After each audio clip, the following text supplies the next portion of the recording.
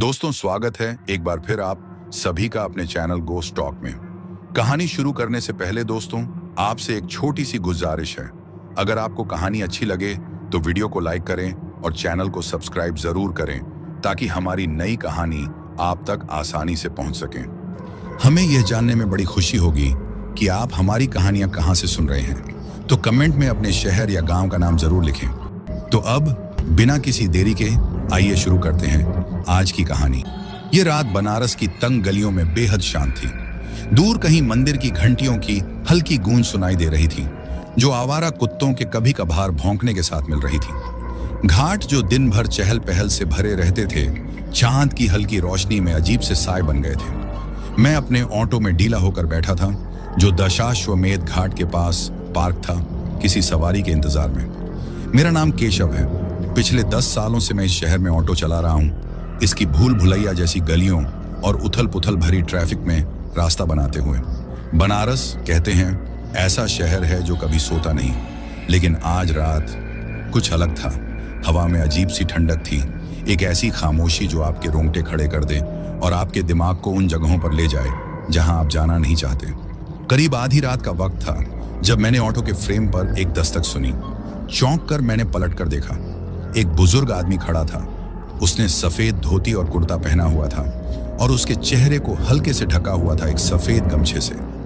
उसकी आंखें हल्की रोशनी में चमक रही थीं, लेकिन उनमें कुछ ऐसा था जिसने मुझे बेचैन कर दिया। राजघाट चलोगे? उसने पूछा। उसकी आवाज खुरदुरी थी लेकिन मजबूत।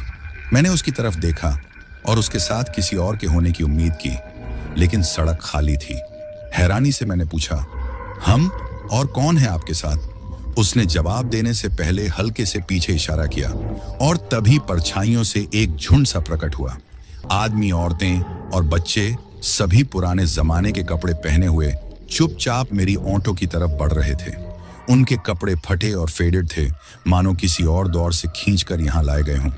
उनकी चाल एकदम खामोश थी, जैसे उनके कदम जमीन को छू ही नहीं रहे हों।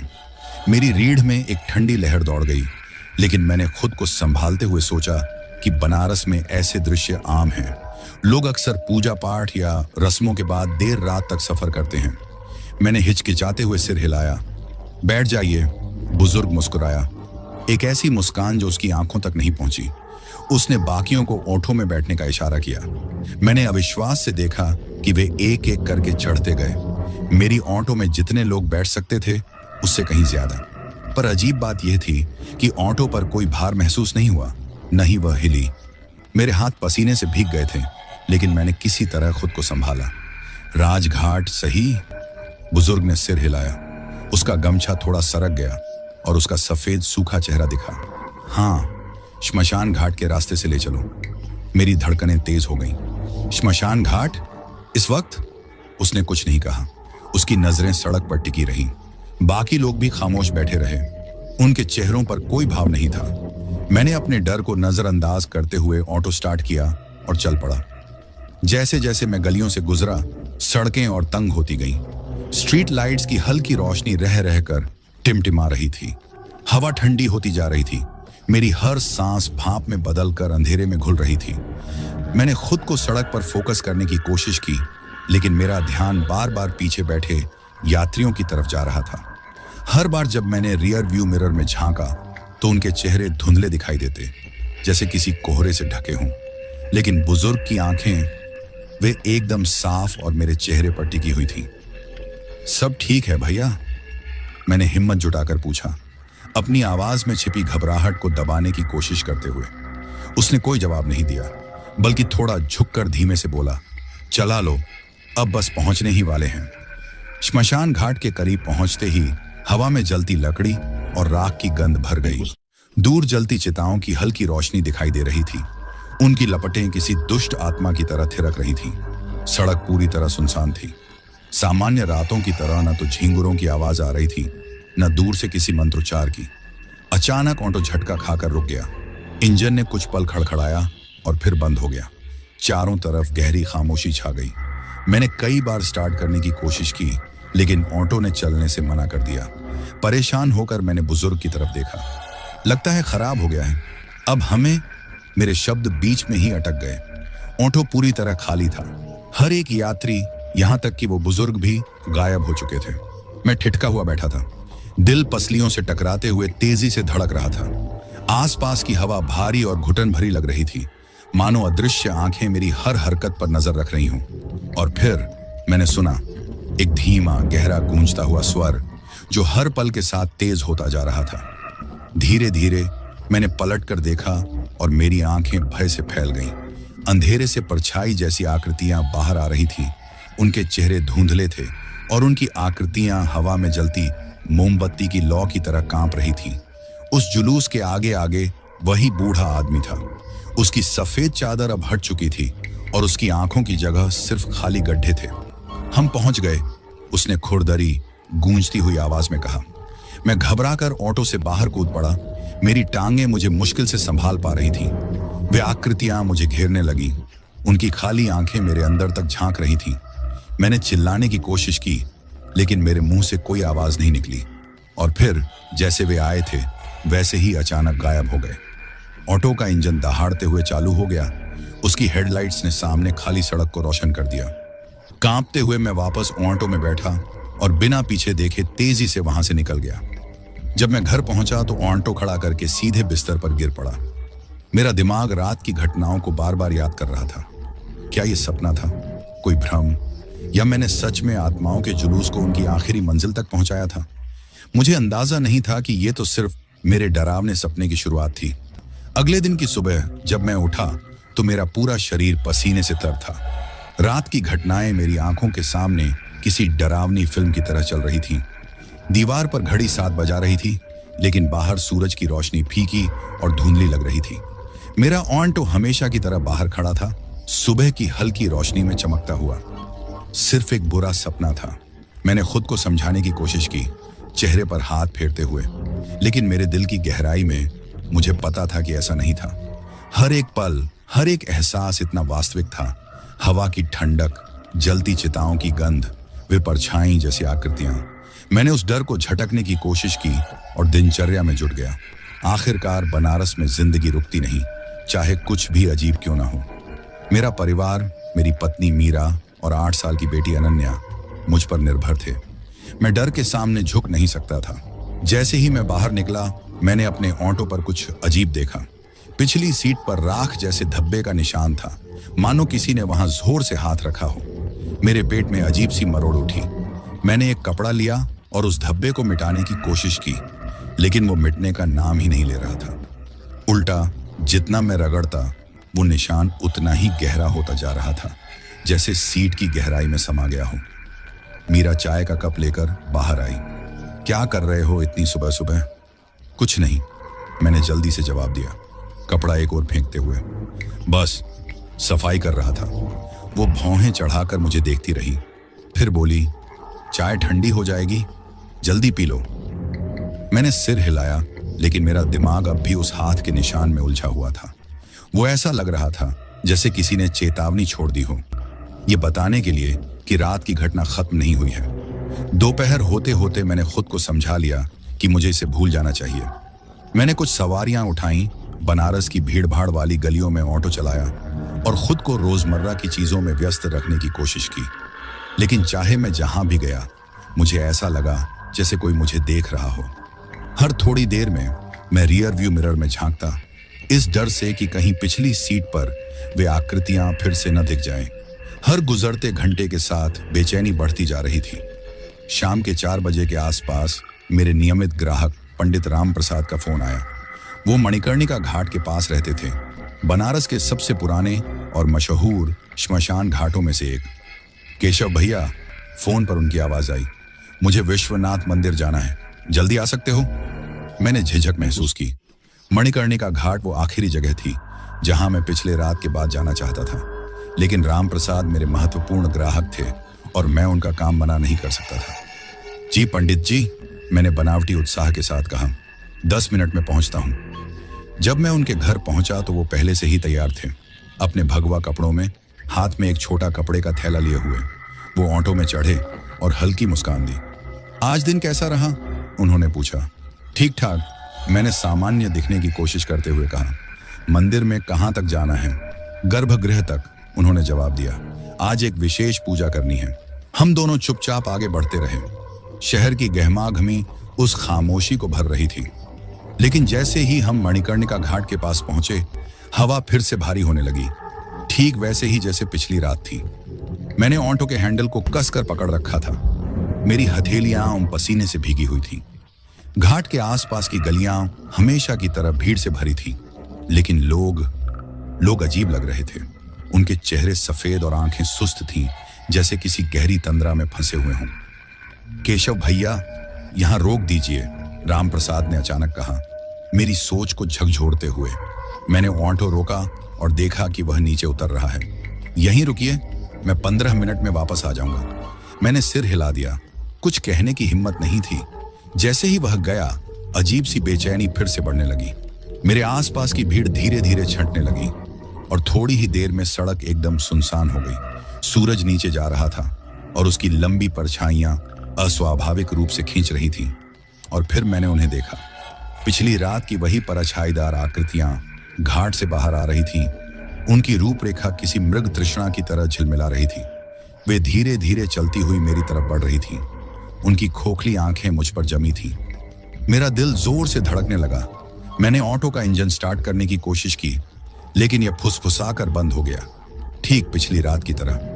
नहीं नहीं नहीं, मैं बुदबुदाया। मेरी आवाज कांप रही थी। वे आकृतियां और करीब आ रही थीं। उनकी उपस्थिति जैसे दम घोंट रही हो। उनकी टोली का मुखिया, वह बूढ़ा आदमी, आगे बढ़ा। उसकी खोखली आंखों से हल्की चमक निकल रही थी। केशव, उसने कहा, उसकी आवाज गूंजती हुई सी लग रही थी, तुम्हें चिन्हित कर दिया गया है। मैं जम गया। मेरा दिमाग तेजी से भाग रहा था। चिन्हित? इसका क्या मतलब था? इससे पहले कि मैं कुछ कर पाता, उसने अपना हाथ ऑटो के फ्रेम पर रखा। एक ठंडी लहर मेरे अंदर दौड़ गई और मेरे आसपास की दुनिया धुंधली होने लगी। जब मैंने पलक झपकाई, वे सब गायब हो चुके थे। इंजन अचानक गड़गड़ाकर चल पड़ा और मैं समय बर्बाद किए बिना वहां से निकल पड़ा। हैंडल बार्स पर मेरे हाथ कांप रहे थे, लेकिन जैसे जैसे मैं आगे बढ़ा, मुझे लगा कि कुछ बदल गया है। ऑटो भारी लग रहा था, जैसे कोई अदृश्य बोझ उस पर दबाव डाल रहा हो। और रियर व्यू मिरर में मैंने उसे फिर से देखा। वही राख का हाथ का निशान, इस बार और गहरा और स्पष्ट। जब मैं घर पहुंचा तो मीरा ने मुझे देखा और उसकी भौहें सिकुड़ गईं। क्या हुआ? तुम ऐसे लग रहे हो जैसे भूत देख लिया हो। मैंने जबरदस्ती हंसने की कोशिश की। बस थकान है। लेकिन रात में बिस्तर पर लेटे हुए मैं बूढ़े आदमी के उन शब्दों को भुला नहीं पा रहा था। तुम्हें चिन्हित कर दिया गया है। सुबह सुबह मैं फिर पसीने से लथपथ उठा। पिछली रात बार बार करवटें बदलने के बाद भी चैन नहीं मिला। बूढ़े आदमी के शब्द मेरे दिमाग में गूंज रहे थे। ऑटो पर पड़ा राख का निशान मुझे परेशान कर रहा था। मैंने उसे पिछली शाम कई बार धोने की कोशिश की, डिटर्जेंट तक इस्तेमाल किया, लेकिन वह निशान हटने का नाम नहीं ले रहा था। उल्टा वह और गहरा होता जा रहा था, जैसे वह ऑटो की धातु में समा रहा हो। मैं ये सब मीरा को नहीं बता सकता था। वह पहले से ही मेरे लंबे काम के घंटों को लेकर परेशान थी। मैंने तय किया कि यह बात मुझ तक ही रहेगी और एक और दिन की शुरुआत के लिए तैयार हो गया। सुबह की हल्की रोशनी में भी हवा में एक अजीब सी भारीपन थी, जैसे पूरा शहर किसी भय के साए में जागा हो। मेरा पहला सवारी एक रेलवे स्टेशन जाने वाला लड़का था। वह खुशमिजाज था, मुझसे मेरे काम, परिवार और शहर के बारे में बातें कर रहा था। मैंने भी उसकी बातों का जवाब दिया, शायद सामान्य बातचीत से इस बेचैनी को भूल सकूं। लेकिन सफर के बीच में ही वह अचानक चुप हो गया। मैंने रियर व्यू मिरर में उसकी ओर देखा और सन्न रह गया। वह खिड़की से बाहर देख रहा था। उसका चेहरा सफेद और आंखें डर से चौड़ी हुई थीं। भाई क्या हुआ? मैंने कांपती आवाज में पूछा। उसने जवाब नहीं दिया, बस खिड़की की तरफ उंगली से इशारा किया। मैंने उसकी नजर का पीछा किया और मेरी सांस अटक गई। सड़क के बीचों बीच एक छायादार आकृति खड़ी थी, कोहरे से ढकी हुई। वही बूढ़ा आदमी। मैंने ब्रेक पर जोर से पैर मारा। ऑटो तेजी से रुक गया। वह लड़का सीट के किनारे को कसकर पकड़कर हाँफने लगा। क्या तुमने उसे देखा? मैंने फुसफुसाते हुए पूछा, हालांकि मुझे जवाब पता था। हाँ, वह मुश्किल से बोला। वह कौन है? उससे पहले कि मैं कुछ कह पाता, वह बूढ़ा आदमी हमारी तरफ बढ़ने लगा। उसके कदम धीमे लेकिन तय थे और उसकी खोखली आंखें मुझ पर जमी थीं। नहीं, मैंने बुदबुदाया। हैंडल बार्स पर मेरे हाथ कांप रहे थे। फिर से नहीं, लड़के ने अचानक चिल्लाकर कहा, चलाओ, बस भागो। मैंने जैसे तैसे खुद को संभाला और एक्सीलेटर दबाया। ऑटो जोर से झटका खाकर आगे बढ़ा, उस आकृति से बाल बाल बचते हुए। लेकिन जैसे ही हम भागे, मुझे ऐसा लगा जैसे वह बूढ़ा आदमी अब भी हमें देख रहा हो। स्टेशन पर पहुंचकर लड़के ने जल्दी से पैसे दिए और भीड़ में गायब हो गया, बिना कुछ कहे। मैं ऑटो में ही बैठा रहा। मेरे हाथ अब भी कांप रहे थे। अब मुझे जवाब चाहिए थे। दोपहर के आसपास मैं बाबा झा के पास गया, जो काशी विश्वनाथ मंदिर के पास रहते थे। उन्हें अप्राकृतिक समस्याओं से निपटने के लिए जाना जाता था। मैंने कभी इन बातों पर विश्वास नहीं किया था, लेकिन जो कुछ भी मेरे साथ हुआ उसने मुझे हिलाकर रख दिया था। उनके पास पहुंचते ही उन्होंने मुझे देखा और मुस्कुराए। केशव, उन्होंने कहा मुझे चौंकाते हुए, मैं तुम्हारा इंतजार कर रहा था। मैंने झिझकते हुए पूछा, आप मुझे जानते हैं? उन्होंने सिर हिलाया और पास बैठने का इशारा किया। मैंने तुम्हारी उपस्थिति महसूस की है। तुम्हारे ऊपर एक निशान है, बहुत गहरा निशान। मैं सिहर उठा। कौन सा निशान? उन्होंने कुछ देर मुझे ध्यान से देखा और फिर बोले, तुमने इस दुनिया से परे किसी चीज का सामना किया है। मरे हुए आत्माओं को अब तुमसे खिंचाव है। मैंने उन्हें सब कुछ बता दिया। वह जुलूस, राख का हाथ का निशान और वह बूढ़ा आदमी। वह चुपचाप सुनते रहे। उनकी चेहरे की गंभीरता हर शब्द के साथ और बढ़ती जा रही थी। जब मैंने अपनी बात पूरी की तो उन्होंने लंबी सांस ली और बोले, जिस जुलूस को तुमने देखा वह साधारण नहीं है। वह भूत बारात है, मृत आत्माओं की बारात। ये वे आत्माएं हैं जिन्हें अंतिम संस्कार के सही अनुष्ठान नहीं मिले और अब वे इस दुनिया और परलोक के बीच फंसी हुई हैं। मेरा खून जैसे जम गया। लेकिन मुझसे क्या चाहिए उन्हें? मैंने कुछ नहीं किया। उन्होंने धीरे से सिर हिलाया। भूत बारात केवल उन्हीं के सामने प्रकट होती है जिन्हें चुना गया हो। उन्होंने तुम्हें अपना फेरी वाला चुना है केशव। तुम्हें उन्हें उनकी अंतिम मंजिल तक पहुंचाना होगा। अंतिम मंजिल? मैंने हैरानी से पूछा। मेरी आवाज कांप रही थी। मैं तो बस एक ऑटो चालक हूं। भूतों का काम कैसे कर सकता हूं? अगर तुमने उन्हें अनदेखा किया, उन्होंने गंभीरता से कहा, तो वे तुम्हारा पीछा कभी नहीं छोड़ेंगे। उनका प्रभाव तुम पर बढ़ता जाएगा जब तक वे तुम्हें पूरी तरह से खत्म न कर दें। बाबा झा ने मुझे एक ताबीज दिया, काले धागे में बंधा हुआ एक जटिल गांठ।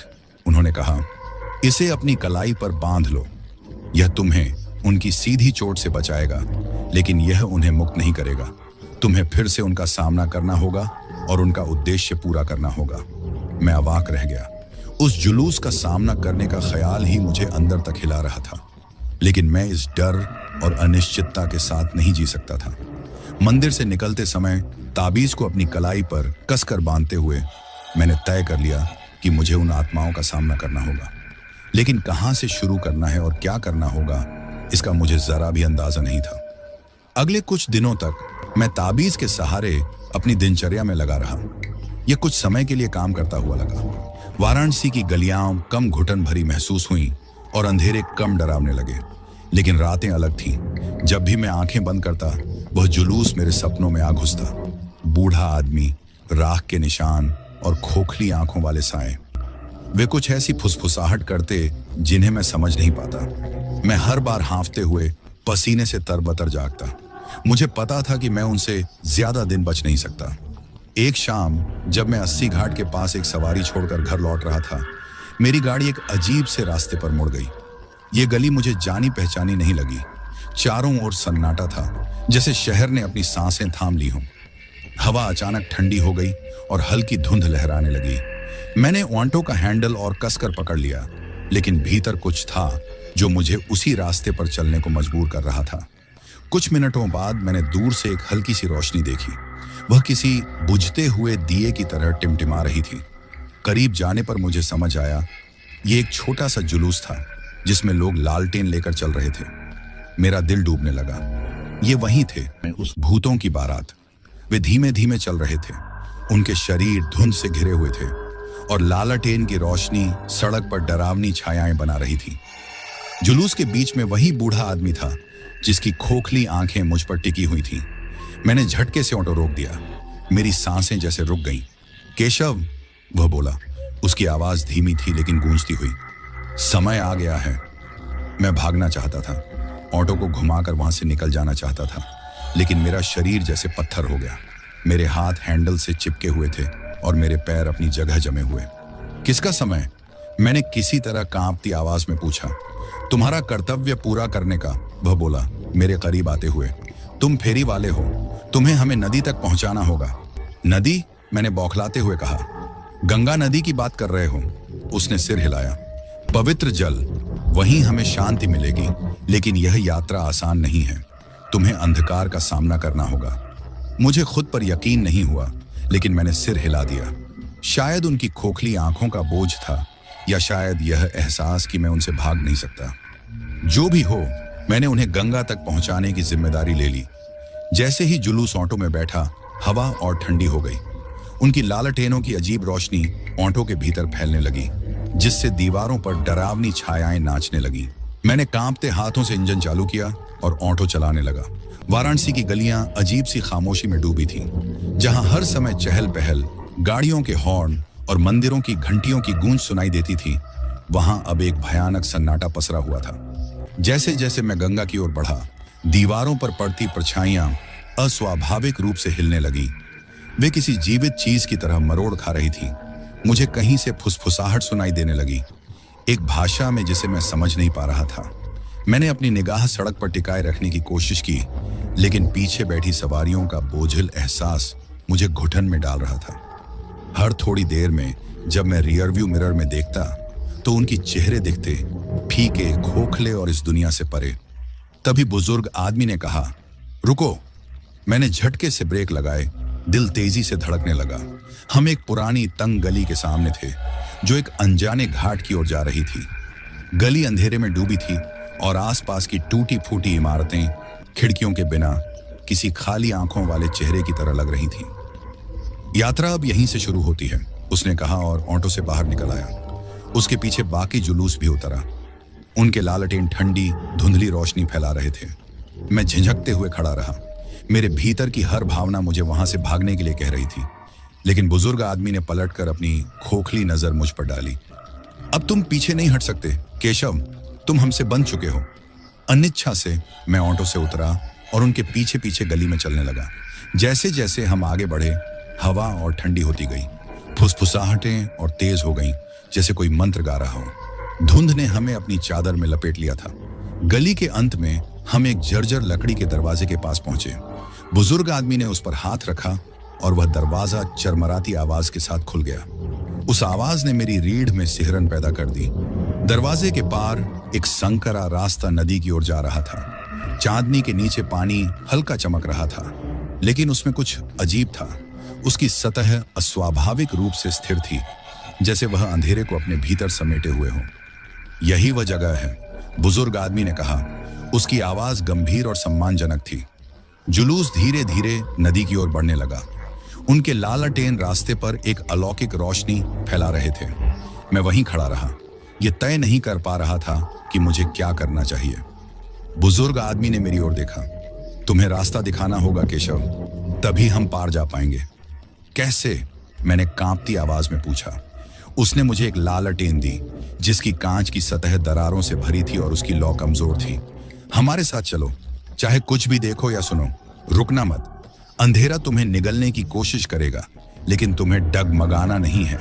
थरथराते हाथों से मैंने लालटेन ली और जुलूस के साथ चलने लगा। जैसे ही हम नदी की ओर बढ़े, फुसफुसाहटें और तेज हो गईं। वे अब स्पष्ट थीं, लेकिन उनकी भाषा मेरे लिए पराई थी। आसपास की परछाइयां मरोड़ खा रही थीं। उनके आकार भयावह और डरावने थे। मैंने अपनी नजरें रास्ते पर टिकी रखीं, लालटेन की कमजोर रोशनी पर ध्यान केंद्रित किया, लेकिन आवाजें मेरे दिमाग में गूंज रही थीं।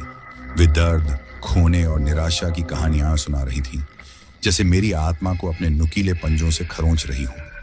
जब हम नदी के किनारे पहुंचे, तो बुजुर्ग आदमी मेरी ओर मुड़ा। यहां से हमारा रास्ता अलग होता है केशव, तुमने अपना कर्तव्य निभा दिया। मैं कुछ कह पाता, उससे पहले जुलूस पानी में उतरने लगा। उनकी आकृतियां धीरे धीरे धुंध में घुलने लगी। बुजुर्ग आदमी सबसे आखिरी में गया। जाने से पहले उसने अपनी खोखली आंखों से मुझे एक आखिरी बार देखा। सब खत्म हो चुका था। मैं नदी के किनारे अकेला खड़ा था, हाथ में लालटेन लिए, जिसकी लौ अब बुझ चुकी थी। वह घुटन भरा एहसास सब गायब था, लेकिन मेरे भीतर कुछ बदल गया था। मेरे ओंठों पर वह राख का निशान अब और गहरा हो चुका था, जैसे वह अब उस धातु का हिस्सा बन गया हो। और दूर कहीं मुझे अब भी धीमी फुसफुसाहटें सुनाई दे रही थीं, मानो भूत बारात कभी सचमुच गायब हुई ही न हो। मैं बहुत देर तक वहीं खड़ा रहा। मेरे पैर कांप रहे थे और मेरा मन यकीन और भय के बीच झूल रहा था। मेरे हाथ में पकड़ी लालटेन अब ठंडी हो चुकी थी, उसकी लौ जैसे कभी थी ही नहीं। और तभी बुजुर्ग आदमी के शब्द मेरे कानों में गूंज उठे, तुम्हें चिन्हित कर दिया गया है। मेरा ओनाटो वापस पहुंचने का सफर लंबा और उलझन भरा था। तंग गली खत्म होने का नाम ही नहीं ले रही थी और जर्जर इमारतें जैसे मुझ पर झुकती जा रही थीं। एक पल को ऐसा लगा जैसे मेरे पीछे कोई चल रहा हो, लेकिन जब मुड़कर देखा तो वहां कुछ नहीं था, सिर्फ हल्का सा धुंधलका जो हवा में घूम रहा था। जब आखिरकार लकड़ी के गेट तक पहुंचा तो कुछ पल ठहर गया। गेट के दूसरी तरफ बनारस का परिचित शोरगुल और जिंदगी की हलचल थी, जहां लौटने की मुझे बेहद चाह थी, लेकिन दिल के किसी कोने में यह डर भी था कि शायद मैं अब उस दुनिया का हिस्सा नहीं रहा। ऊंटों के पास पहुंचकर मैंने उस राख जैसे हाथ के निशान को फिर से देखा। अब वह पहले से गहरा हो चुका था, लगभग काला। स्ट्रीट लाइट की मध्यम रोशनी में वह हल्का हल्का धड़कता हुआ सा लग रहा था। जितना भी उसे नजरअंदाज करने की कोशिश करूं, वह एक बोझ की तरह मेरे सीने पर दबाव बनाए हुए था। बाबा झा द्वारा दिया गया ताबीज मैंने अपनी कलाई पर और कसकर बांध लिया, यह उम्मीद करते हुए कि यह मुझे किसी हद तक सुरक्षा देगा। लेकिन अंदर से यह एहसास हो रहा था कि यह ताबीज केवल एक अस्थायी ढाल है। वह निशान अब मेरे अंदर तक घुस चुका था और इतनी आसानी से नहीं जाएगा। जब घर पहुंचा तो सुबह होने लगी थी। सूरज की हल्की सुनहरी किरणें शहर पर फैल रही थीं। मीरा पहले से ही जाग चुकी थी और रसोई में चाय बना रही थी।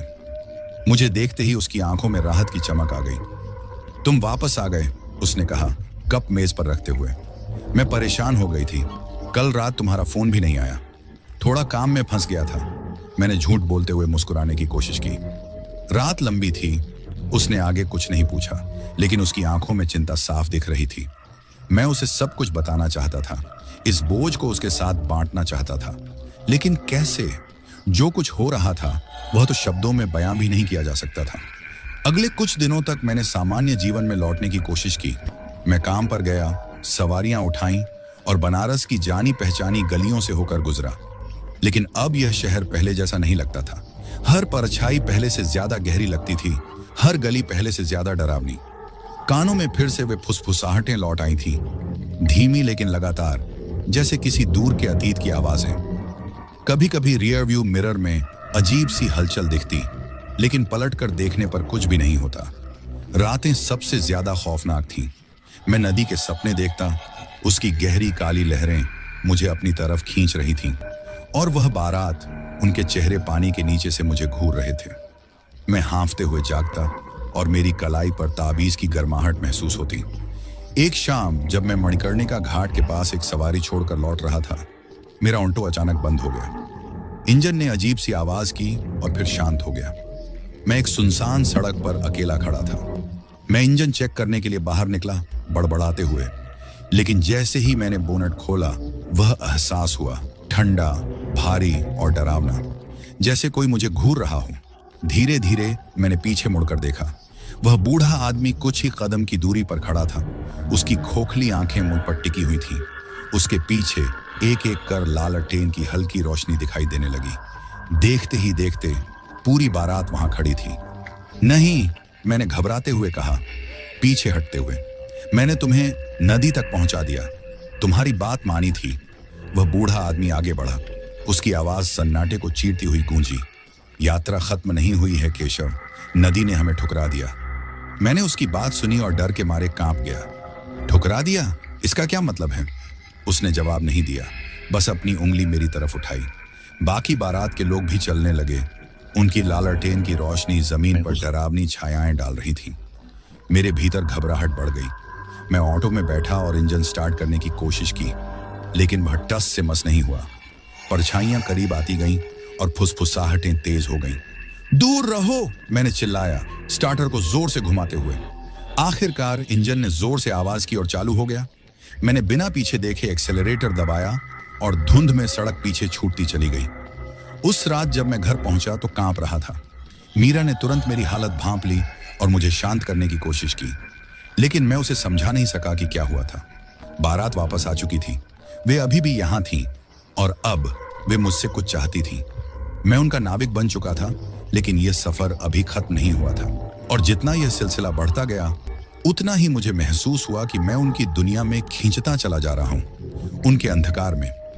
अगली सुबह मैं भारी सीने के साथ जागा, जैसे कोई अदृश्य बोझ मुझ पर दबाव डाल रहा हो।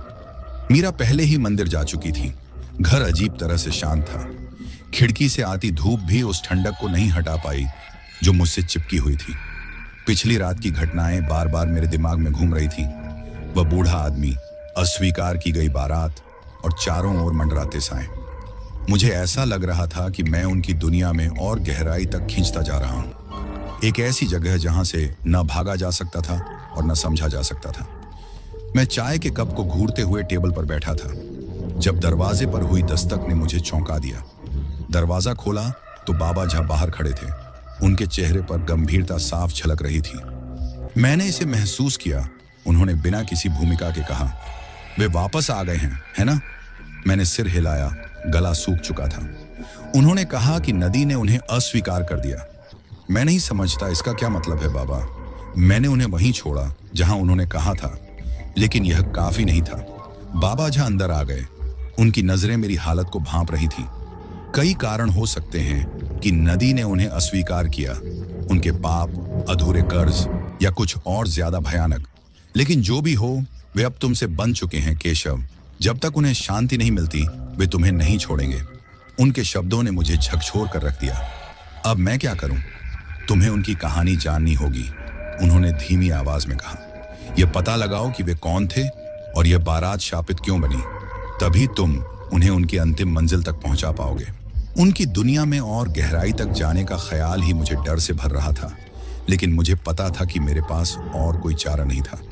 अगर मैंने कुछ नहीं किया तो वे फुसफुसाहटें, वो साए और खोखली आंखों वाले चेहरे मुझे धीरे धीरे खत्म कर देंगे।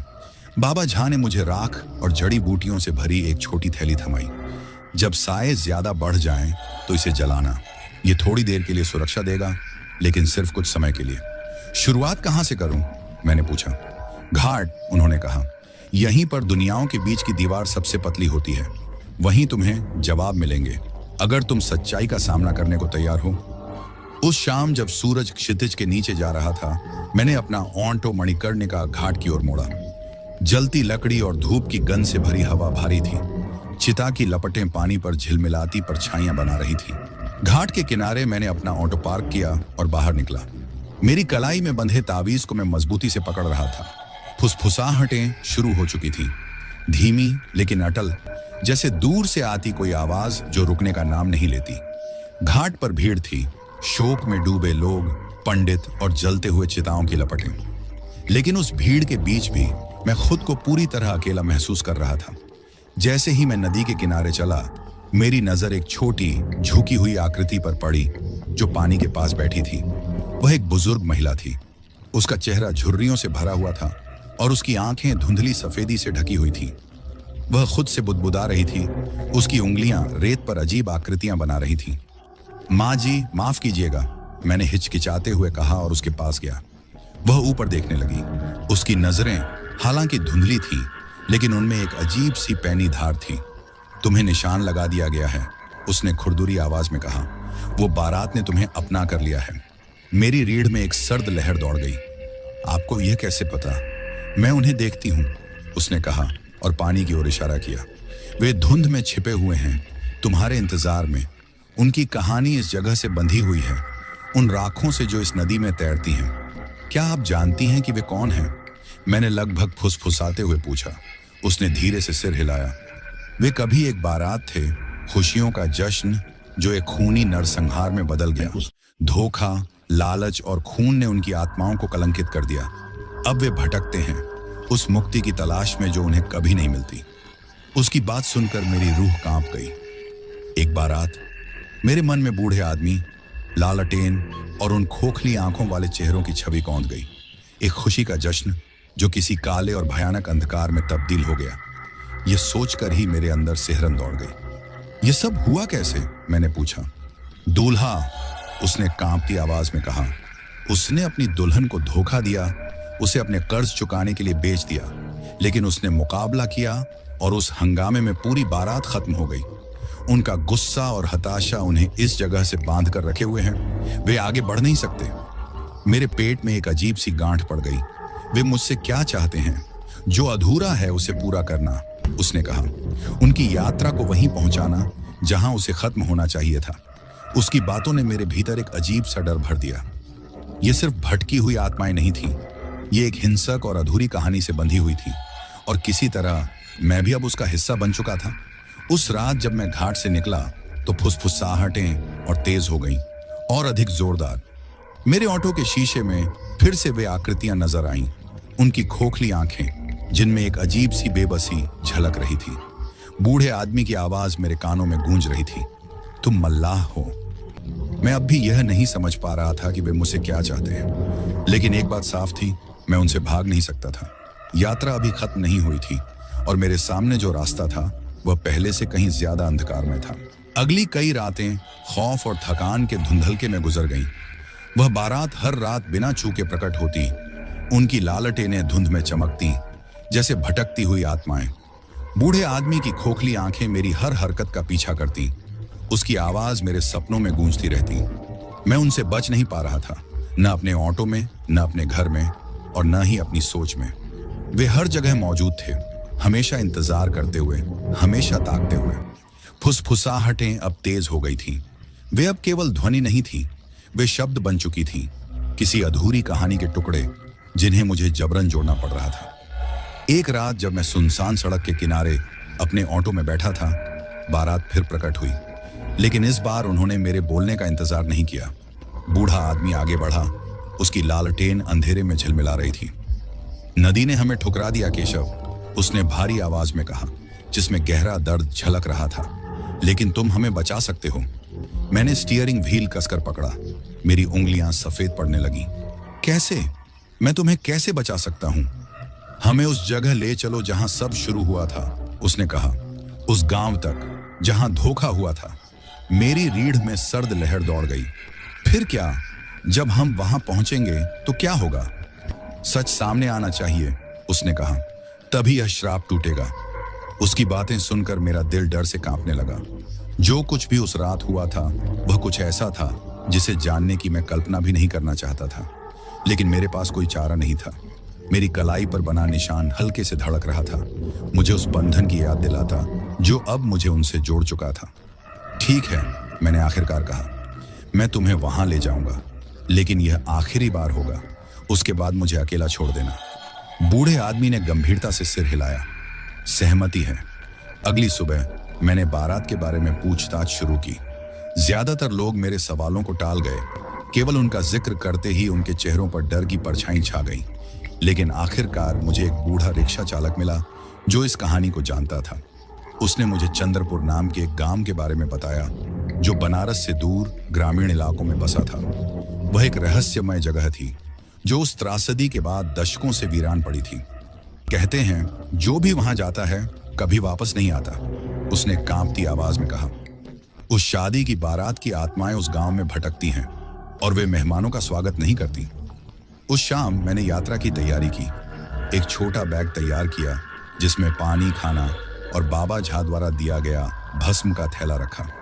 मीरा ने मुझे रोकने की भरसक कोशिश की, उसकी आंखों से आंसू बह रहे थे। प्लीज केशव, उसने मेरा हाथ पकड़ते हुए कहा, जो कुछ भी ये है तुम्हारी जान से ज्यादा अहम नहीं हो सकता। मैंने उसे अपने करीब खींच लिया।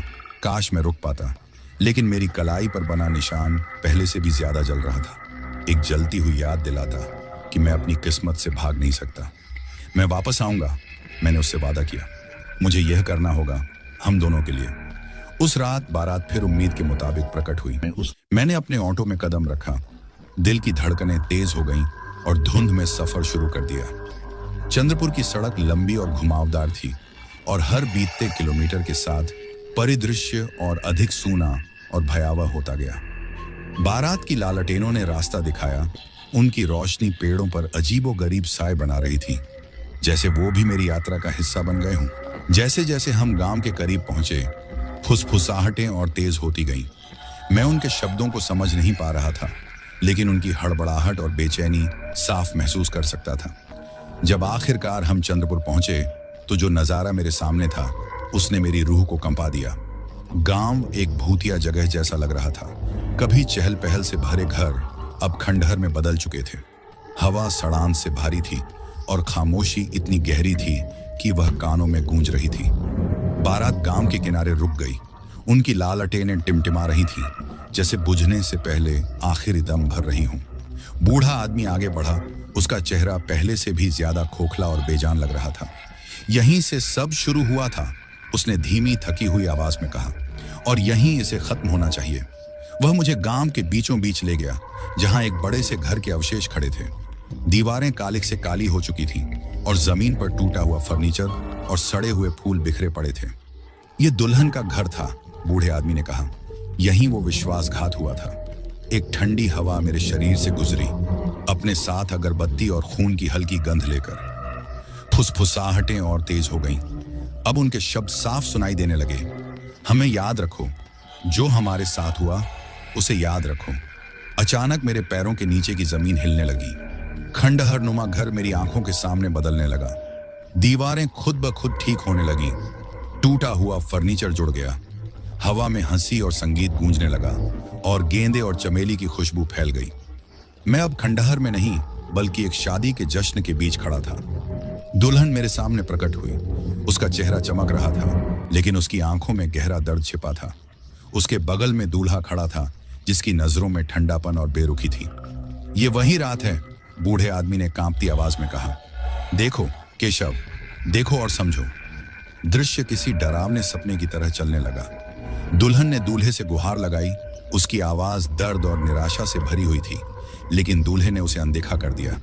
कुछ ही पल बाद हथियारबंद लोग घर में घुस आए और अफरा तफरी मच गई। दुल्हन ने बहादुरी से लड़ाई की। उसकी चीखें हवा में गूंज उठी, लेकिन आखिरकार उसे धोखा मिला। उस आदमी ने उसे बेच दिया जो उसका रक्षक होना चाहिए था। शादी के मेहमानों ने उसे बचाने की कोशिश की, लेकिन वे भी गोलियों की बारिश में फंस गए। खून दीवारों पर छिटक गया और खुशी का जश्न एक भयानक कत्लेआम में बदल गया। दृश्य धुंधला होने लगा और मैं घुटनों के बल गिर पड़ा। मेरा दिल इतनी तेजी से धड़क रहा था कि मुझे लगा मैं इसे संभाल नहीं पाऊंगा। फुसफुसाहटें अब बाहरी कर देने वाली थीं। उनका दर्द और गुस्सा मेरी आत्मा पर भारी पड़ रहा था। अब तुमने सच देख लिया है, बूढ़े आदमी ने कहा। उसकी आवाज गहरे दुख से भरी हुई थी। अब तुम्हें हमारी मदद करनी होगी ताकि यह दुनिया हमारे दर्द को जान सके। मैंने उसकी ओर देखा। मेरी आंखों में आंसू थे। कैसे? मैं क्या कर सकता हूं? यात्रा पूरी करो, उसने कहा।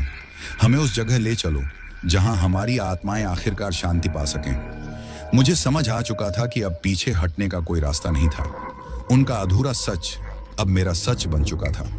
रात गहराने के साथ मैं दुल्हन के घर के खंडहरों के बीच खड़ा था। मेरे चारों ओर जश्न के बिखरे हुए टुकड़े, जले हुए लकड़ी की गंध और एक अजीब सी बेचैनी जो मेरी हड्डियों तक उतर गई थी। बूढ़ा आदमी मेरे पास आया। उसकी लालटेन की रोशनी जमीन पर लंबी और डरावनी परछाइयां डाल रही थी।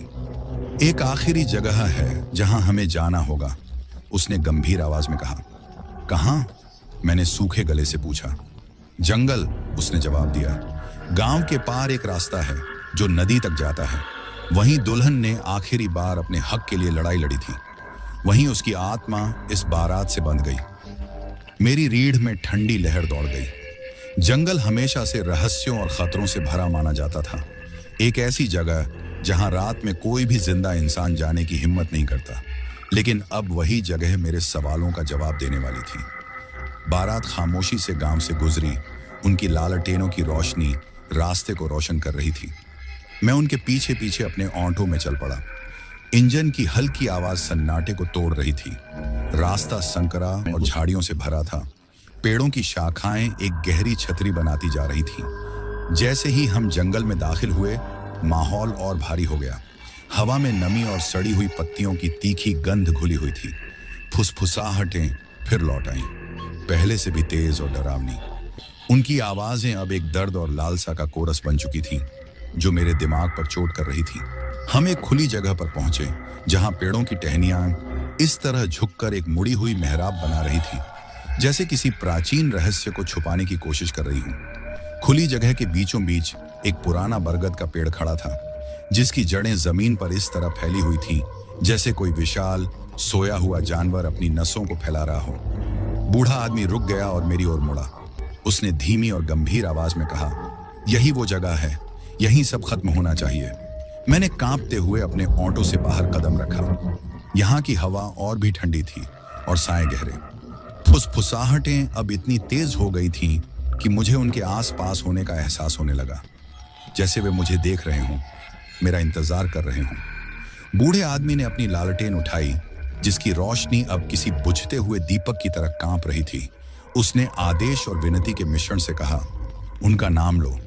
मैंने घबराते हुए पूछा, कौन सा नाम? दुल्हन का नाम, उसने जवाब दिया। उसे पुकारो, उसे बताओ कि अब उसे याद किया गया है। मुझे कुछ क्षण के लिए झिझक महसूस हुई। इस पल का भार मेरे ऊपर पूरी तरह हावी था, लेकिन मैंने गहरी सांस ली और वो नाम लिया जो मेरी आत्मा में तब से गूंज रहा था जब से मैंने इसे पहली बार सुना था, सावित्री।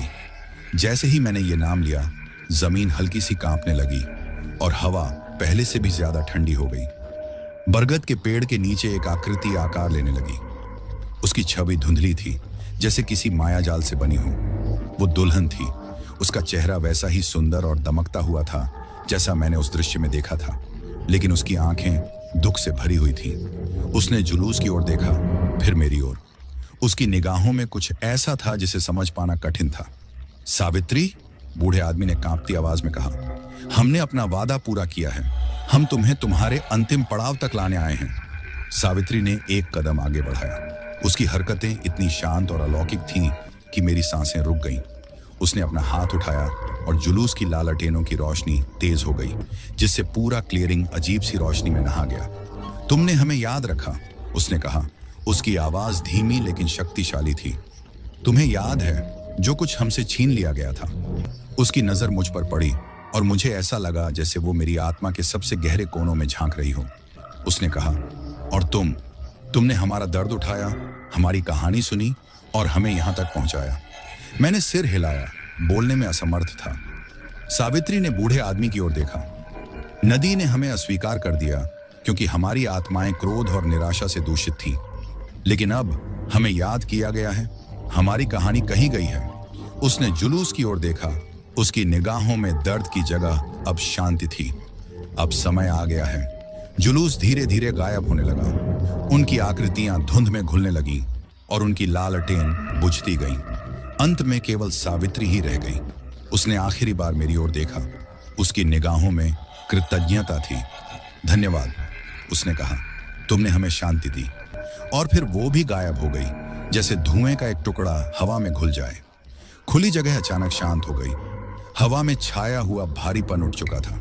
हफ्तों में पहली बार मुझे एक सुकून सा महसूस हुआ, जैसे अंततः ये दुःस्वप्न समाप्त हो चुका था। जब मैं गांव वापस लौटा तो जंगल अब उतना डरावना नहीं लग रहा था और साए भी कम भयानक। फुसफुसाहटें अब गायब हो चुकी थीं। उनकी जगह रात की सामान्य आवाजों ने ले ली थी। जब मैं घर पहुंचा तो मीरा दरवाजे पर मेरा इंतजार कर रही थी। उसकी आंखें रोने से लाल थीं।